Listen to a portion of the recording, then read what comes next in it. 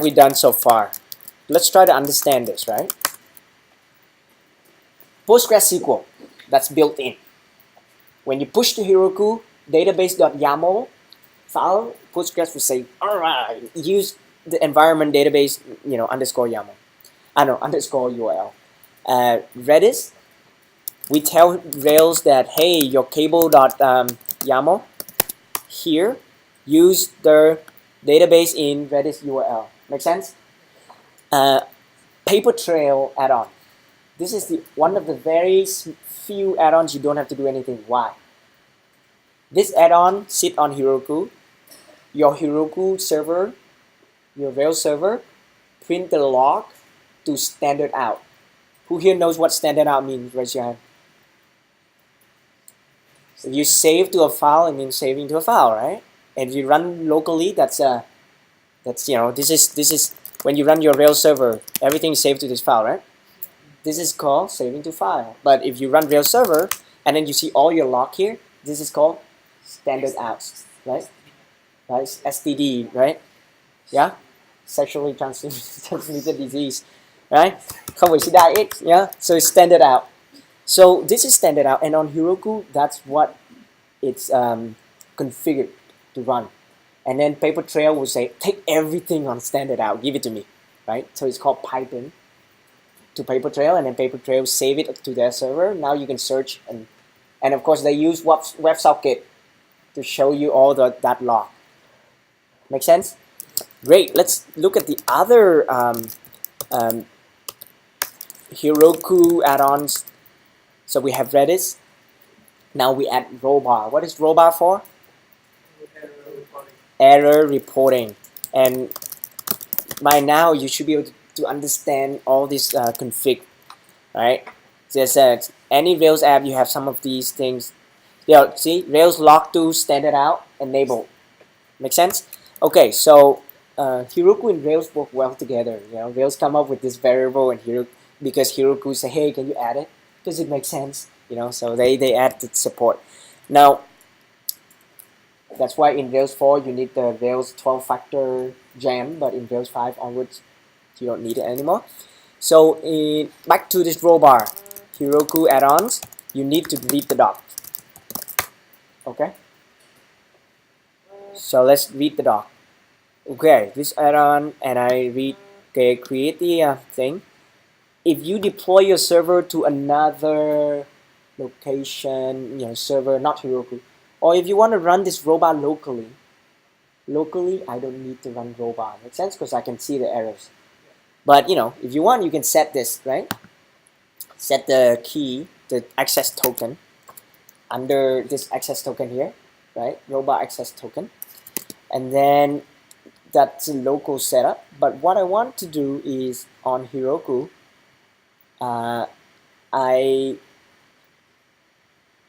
it understands to use this Rollbar access token and capture my errors when it happened and save it to their Rollbar server. So I need something called the Rollbar gem. Don't tell me if Heroku make it unnecessary. Where's Rails? Oh, gem. So weird. Okay, Ruby gem, Rollbar gem. I'm gonna need this gem. Just give me the latest version, but I'm just gonna look at the source script, just making sure it's not deprecated. Exception tracking, here's the docs, is an error. Everything looks green, so it means this guy is probably still supported. So I go and add the gem file, right? So I just add this line. So this is standard out, but I'm just adding to at the end of gem file, so I can do that. And then I run bundle. It will install this Rollbar gem, and after I do that, I need something like this: Rails generate Rollbar. It create a generator, so you can, basically it just create this file for you. So I'll run that. Rails generate Rollbar. Okay, so I have Rollbar now. Rails generate. It asks for this key, but I don't think I need it. Alright, running. It create this file. Okay, config Rollbar. Let's look at it. initializers are all the files that are run when you push to Heroku, right? So it's a access token, you see, environment, rollbar, blah, blah, blah. And then I say disable in test.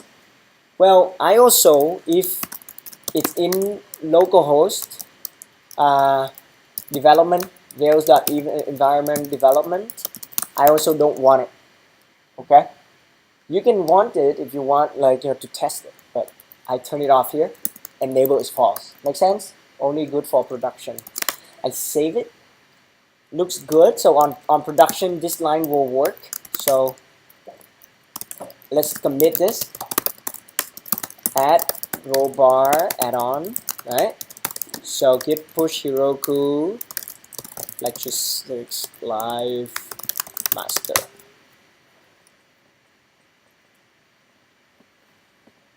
Now, if you work on an app together and you push your branch to test, and then your friend also wants to push the test, but there's a conflict, it doesn't let you push, what do?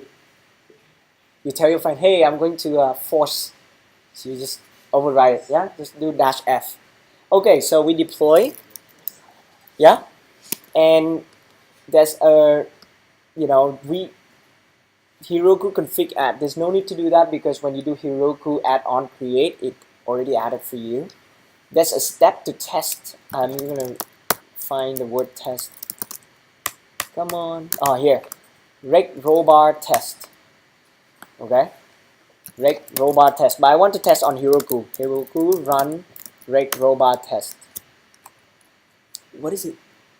You are telling this rec test create a fake error. Okay.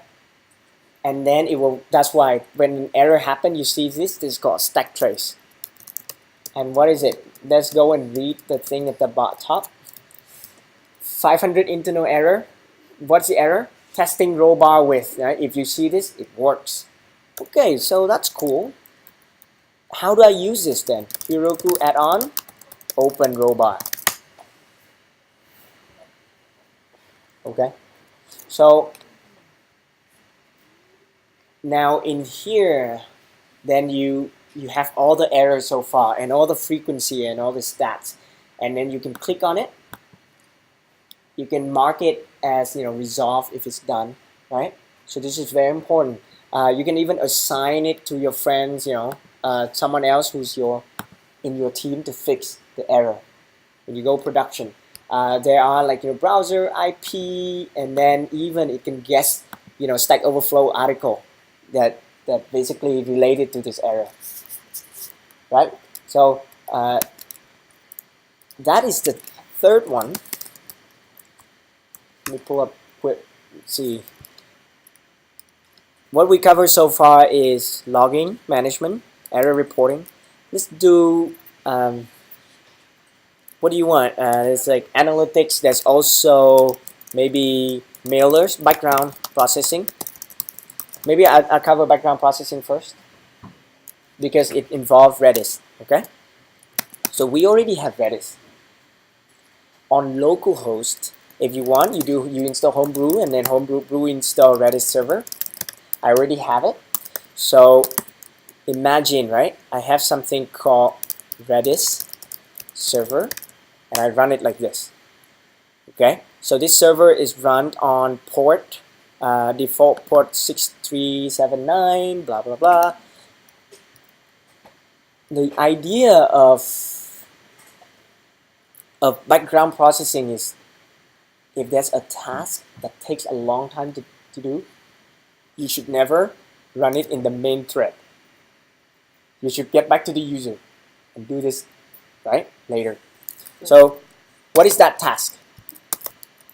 When you create a new room, for example, you want to send an email to everyone, maybe, or I don't know, when maybe in, let's see, I'm going to look at the code.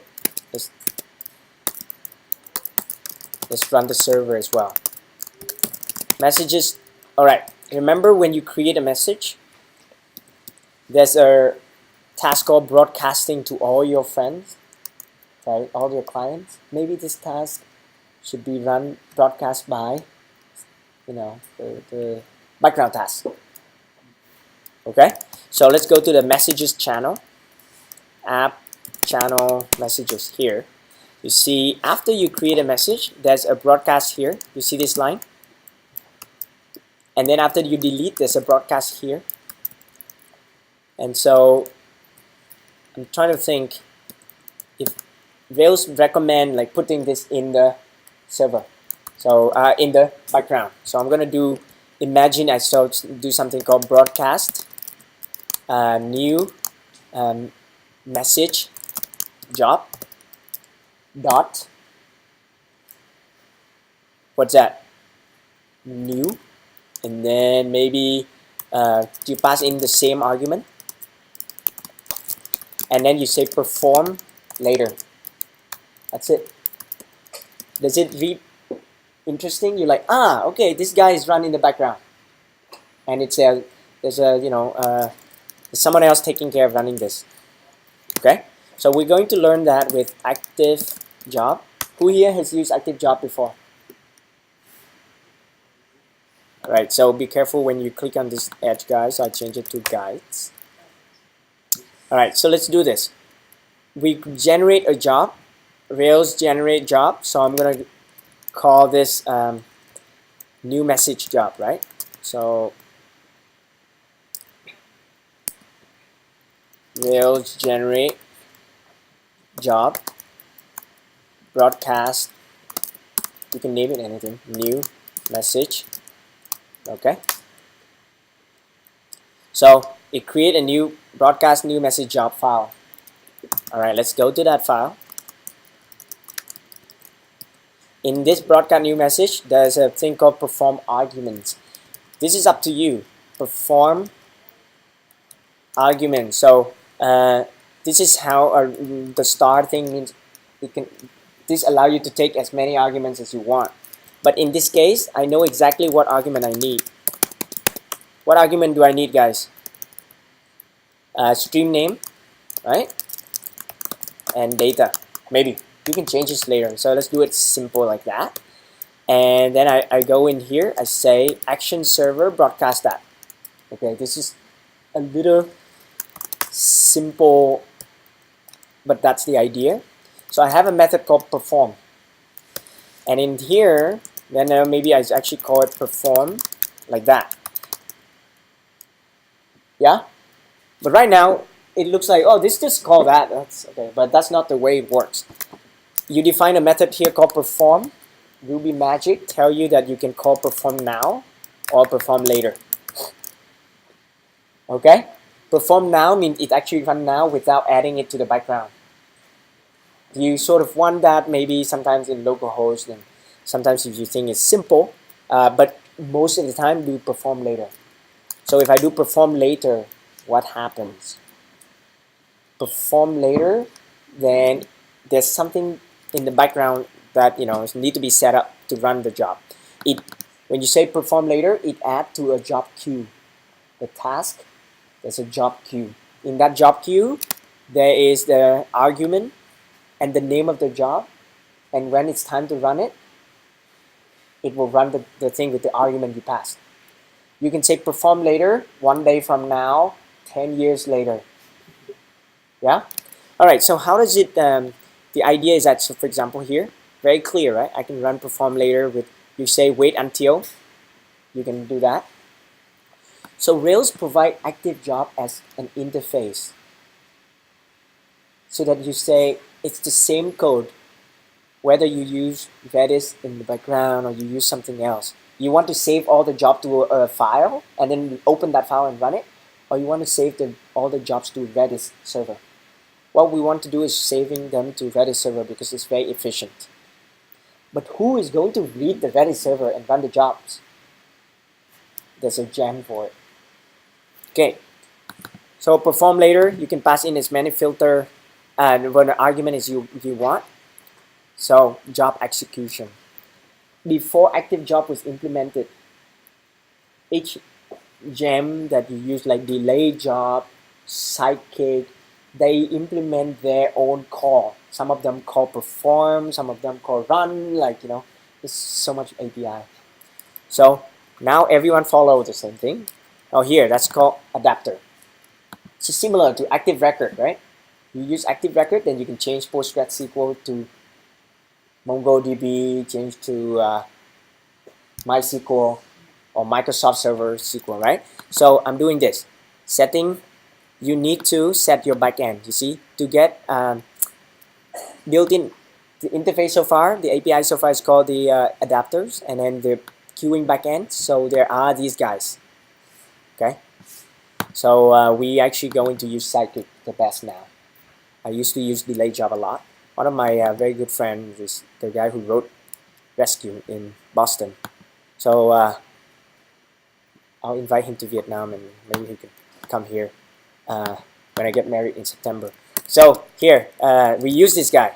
Set application RB. It's like, oh, Rails, just use Sidekick, nothing else. All right, let's go there.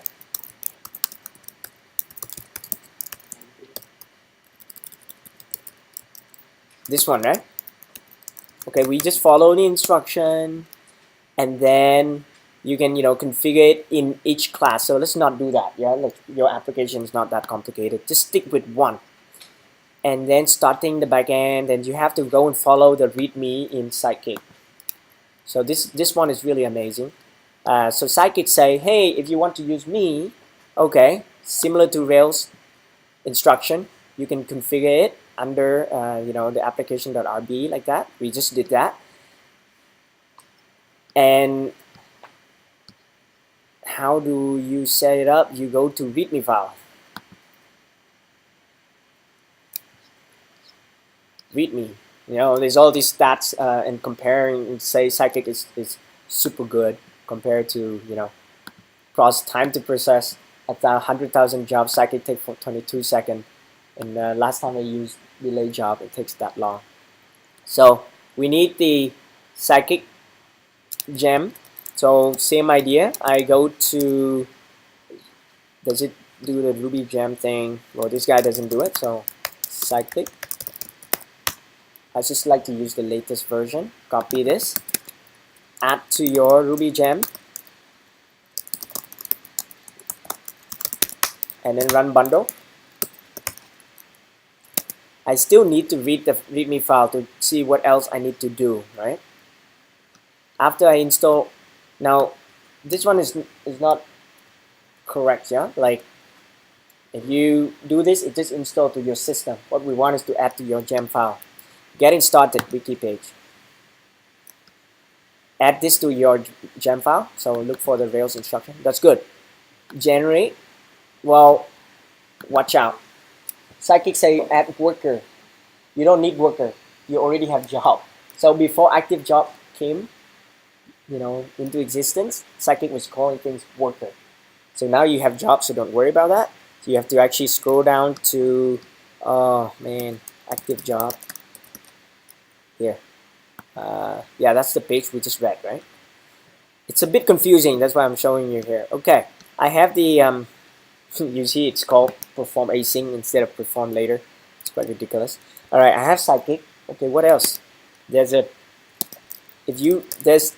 after you install bundle install, it also install the Sidekick. Right? Look at that. There's this Sidekick thing, right?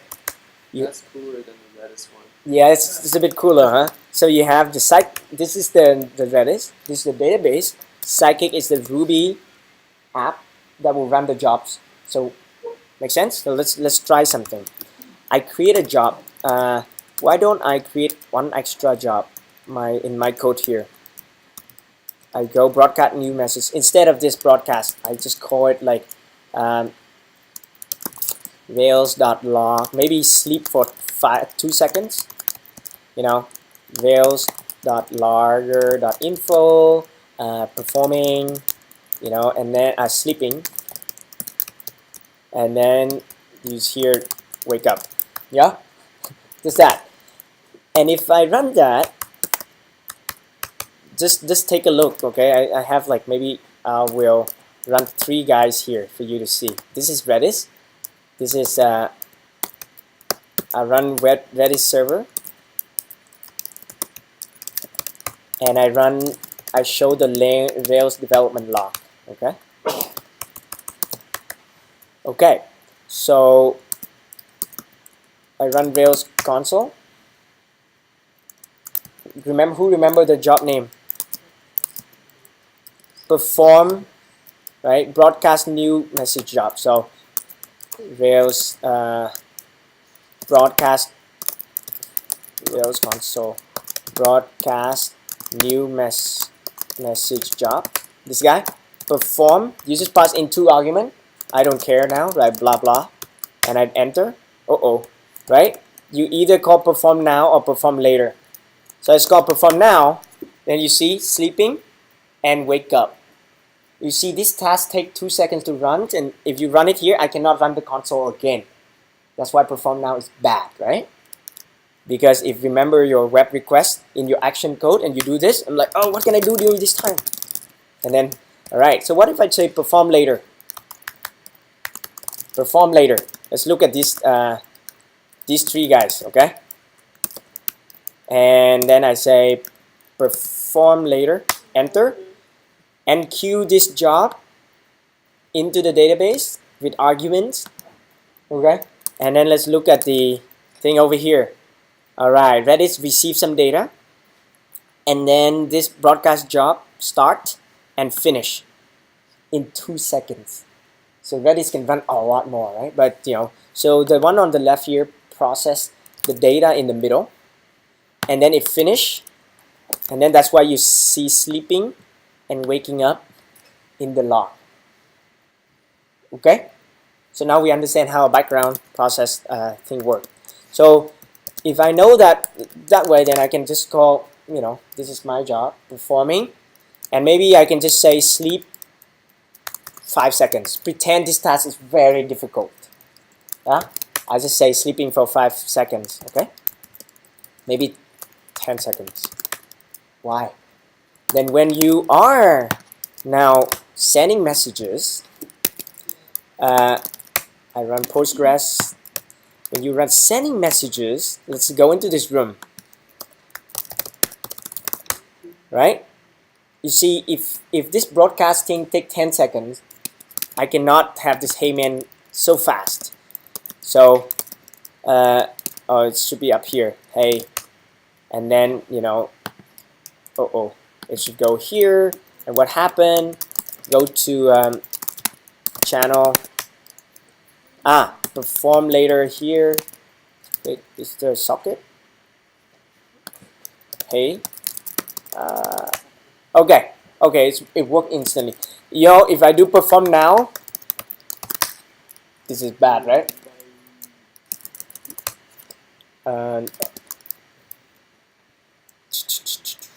Perform now, it should block it in create message.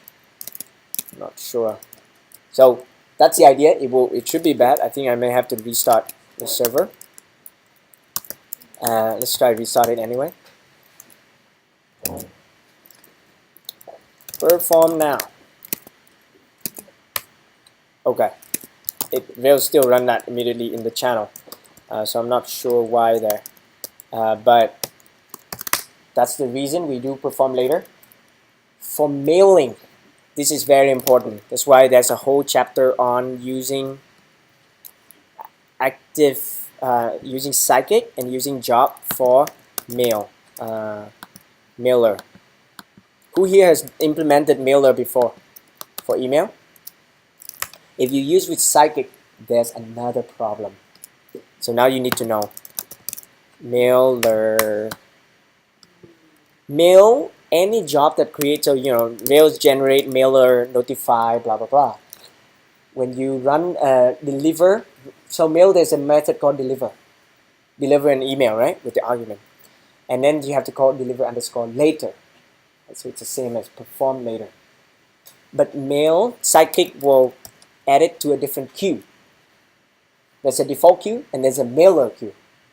And if you deploy to Heroku, it only runs the default queue. And you're like, why is my mail not sending in production? So then you have to create a psychic.yaml file that says, hey, process default queue and mailer queue. Just remember that. Obviously, some of you don't use it, but just remember that. Now, how do we troubleshoot that? There's something called Sidekick Web. Sidekick Web provide you a web UI. So I go to the routes and I do these things. I go to Rails here. I say require. Yeah, I put require outside. Yeah. I mount. You see how actually the WebSocket is mounted here. Sidekick Web is a small Ruby app like Sinatra. It's a server by itself. When you go to /Sidekick, it doesn't hit Rails server. It will hit the Sidekick server. Okay. So this is the. And if you do that, then you can go to this /Sidekick. Now on production, you have to protect this page. You don't want your guests to visit it. So you can Google how to do it. You can actually do like if the user is admin, then access it. So what's happening here? I have a few things. There's one job already processed. It's really cool. Dashboard here is any job that's happening. So I have this up here. And what if I have the local host down here? You look at this job. So I make it a little smaller like that. Okay. Smaller. Okay. And maybe make this a little down like that. And imagine I go into a room, and when I type a message, I should enqueue, right? So WebSocket send. Let's make sure enqueue the job, blah blah blah here with argument. Looks good. Why is it not running? You see this one busy, too busy? Yeah, so this job are getting first get queued. So it should show up under queue. And then each job takes 10 seconds, remember? That's why they show up under busy. And then after 10 seconds, it's done. It go into process. But a lot of time, their job actually, you send an email to a user. And then sometime, maybe you send an email too early. The user is not created yet. So then the user.find, it fail. And what happens? That's a bug with Rails right now. You should do after commit, not after create. You have to wait until the user is finished created in the SQL database, and then you send an email.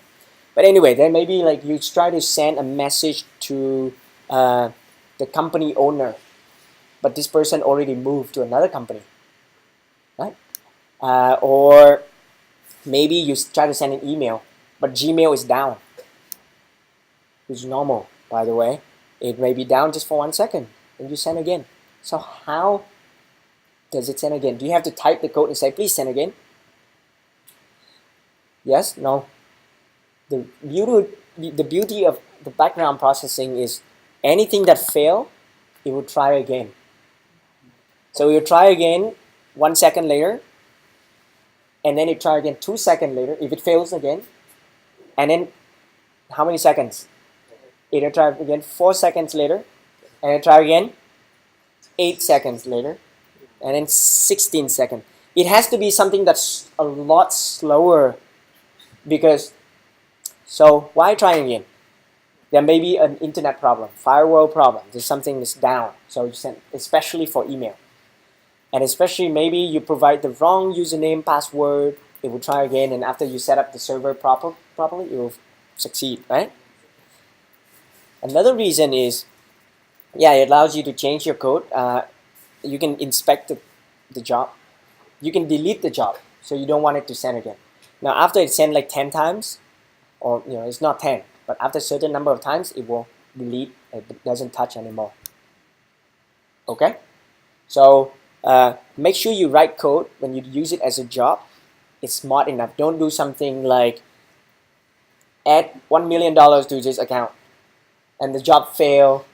It only add $500, right? And then you run it again. It fails. It only add $500, but because the job is tried a million times, then the person actually get $500 million instead of 1 million. You try to write code in a way that if it fails, then it becomes back nothing.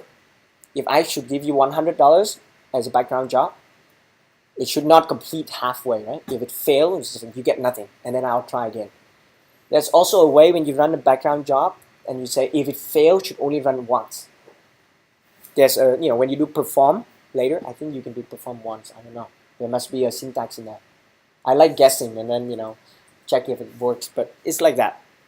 So background job is very important to understand, right? Now locally, to test, you have to run your.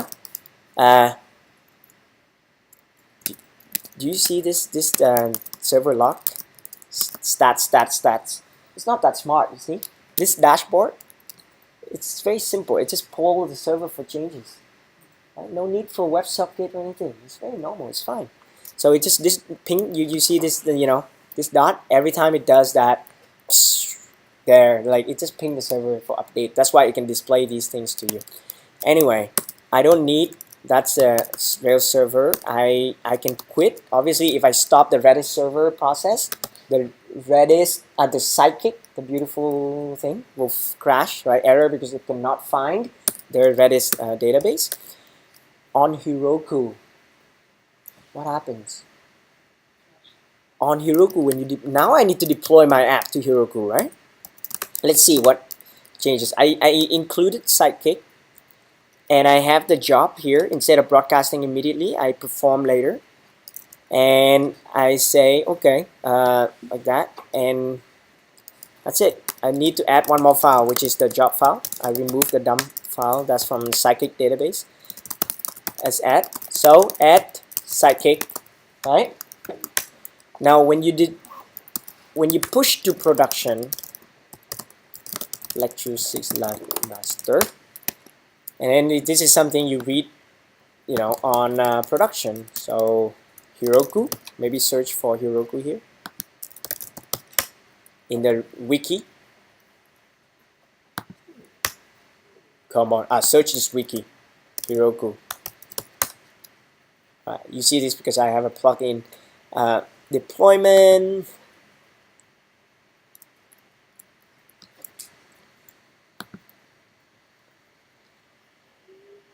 Alright, now when you deploy to Heroku, this is interesting. Remember, locally you have to run Redis, Sidekick. On Heroku, you have to run Sidekick as well. How do you do that? How do you do that? When you run the Rails server, when you deploy, let's look at the server log. Heroku logs tail. Maybe I should put n 1000. Like, look at this. When you start a Rails app, Puma on starting in single mode. Okay, that's a Rails server. Where's it started from? It started from this script, bin Rails server -p blah blah blah. So instead of running Rails server locally, it runs like that on production. Can you guys see the highlighted text? You want more? That's one web process. It's called a web dyno. Heroku give you that, and it give you 500 megabytes. And then this one will run out of memory, and then your app will crash. You need something else to run Sidekick. So now you have to tell Heroku. If you go to dashboard Heroku, you can see it very clearly.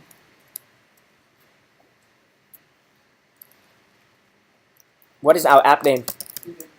Thank you. And you can see it right here.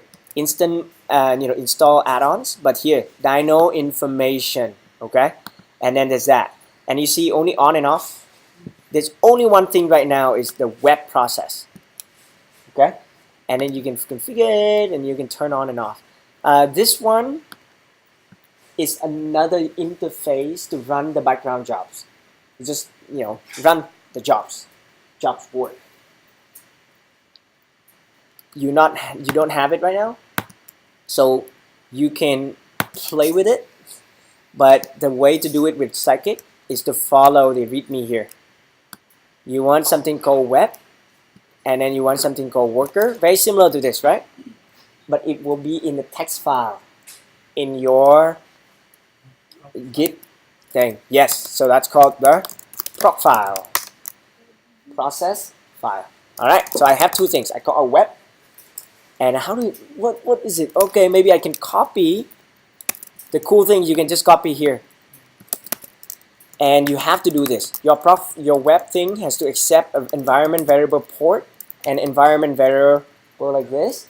So then Rails will give you the value. Looks good. You can even call Puma directly. So you can depend. You may use a Unicorn. You may use Puma. It's a web server. It's in your gem file, right? For example, this is my proc file. I call, hey, use maximum 5 threads, bundle exec Puma, and then you can run Puma here. Puma is capable of doing multi-process, multi-thread. But so 5:5 means minimum and maximum. But Ruby is funny. It's actually only one process, so it's like you're just supporting the. It's not JRuby. Java Ruby can do multi-threaded, but this is just simple support for multi-process. And so you can pass in the port and you can pass in the default value like this.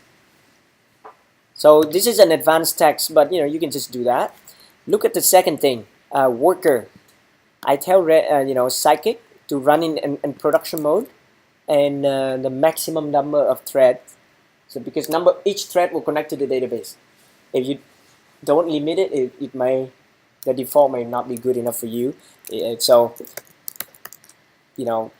I will just say, okay, you can run 10 threads. It's okay. Redis can take a lot of threads. Remember the Redis add-on number of connections?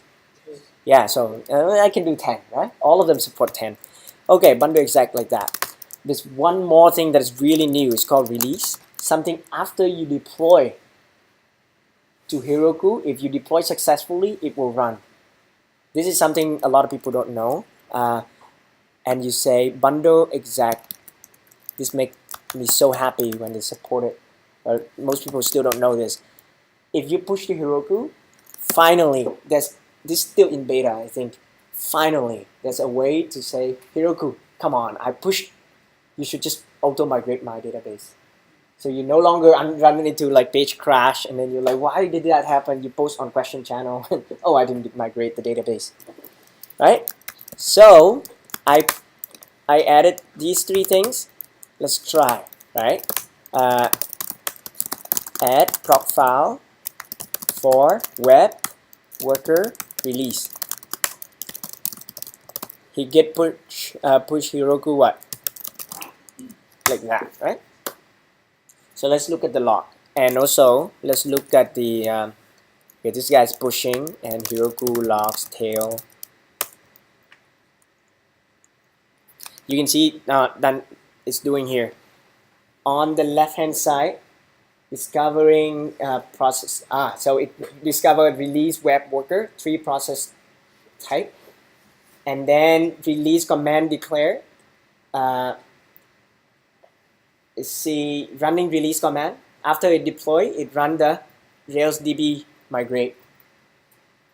So from now on, you can live in peace. You don't forget pushing and then without declaring, migrating your database. And now you do Heroku open. Up here, remember what you have? You have a /sidekick to check your background jobs. So it's very sexy. But where did it save? Yes, Redis, but how does Sidekick know where? Remember, Sidekick will look at this app. It will find Redis URL. So I told you about Redis provider. It's actually a Redis Sidekick thing. If this variable is missing, Sidekick will go to Redis provider and then find this guy, and then find the value of this guy in here. So now it will save to the same. So Redis. So now your Redis does 2 things: WebSocket and background processing. And if your Sidekick is using all the 10 connections, maybe 20 connections, then your WebSocket may not work when there are jobs running. So be careful. Right? So it's just little things here you don't have to worry yet. And one final thing before you go. What if I set all this up and I want user to use it? Good, right? Now I can launch. So my Ruby student in Hanoi, he lives in Vin Home. So 1 apartment building. And he went home and created a social network for people. You put in your apartment block number, apartment number, and then you can see your neighbor. You add people in your apartment, and now you build a neighborhood social platform, right? And suddenly he shared to some friends, and suddenly he has like 100 users because being home there's just a lot of people. And now from now on, you cannot just push anytime you like anymore. You have to protect this. You have to be careful, right? You don't want people to get angry. So this is now your production app. What can you do to test your code? Create another Heroku? Yeah, right? How do you create another Heroku? Well, here's the problem. If I create another Heroku, I have to add all this add-on again. It's a lot of work. Yeah, there's a clone, right? So there's a Heroku fork. So what's our app name? From Hidden River 93 what 3 5 8 and 2. So let's say I can name it even better. My chat app staging, right? I can mix that.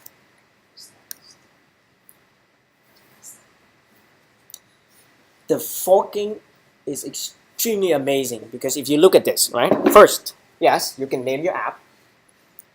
Second, it detects that if you have a paper trail add-on, it creates a new separate token for that add-on.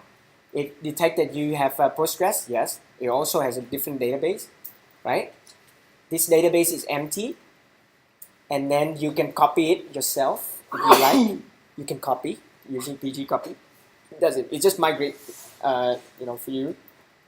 And then you have Redis to go and everything else. Now it understands this add-on use different Rails, values, but some other add-ons it's the same, right? Lang, Rails, all of these are the default to Rails app.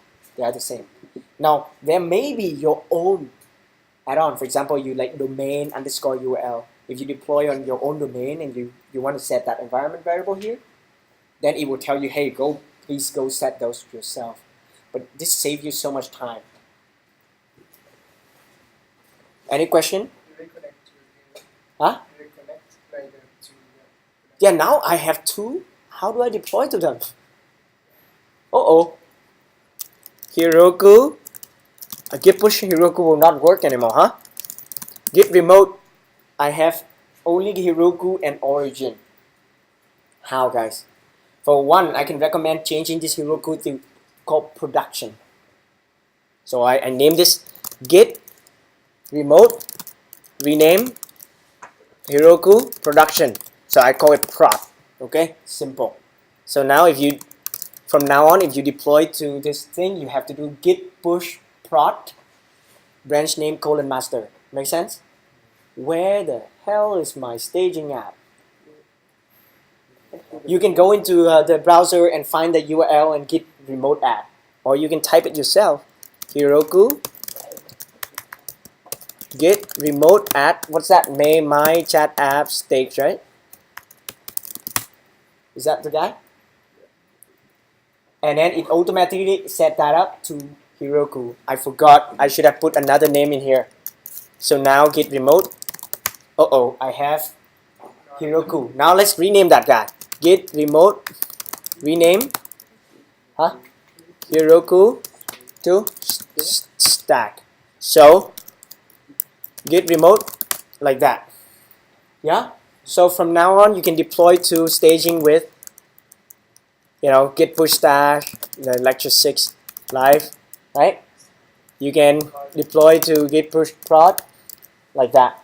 So now from now on, if you do Heroku git config, then what happened? It will complain. What app is it? And here's another tip. You can use two-way. In the past, you have to pass in the app name, and I'm like, I don't remember my app name, blah, blah, blah. But now it's really easy. Just do remote prod. You can do anything with the R. So remote stack. Same thing with Heroku logs, etc., etc. Make sense? So obviously you can write your own script and you can put them in the bin folder. I create during how you have all of this, I create a bin slash deploy to stack or bin slash stack, and inside it was called git push Heroku. I know git push stack current branch. You can write your own script. You can write script that say bin slash clone production data to staging. So I name it like bin slash clone prod. So it will automatically go to prod, copy all the data, put in your staging, and then you can test it. Yeah? Okay, that's all for today.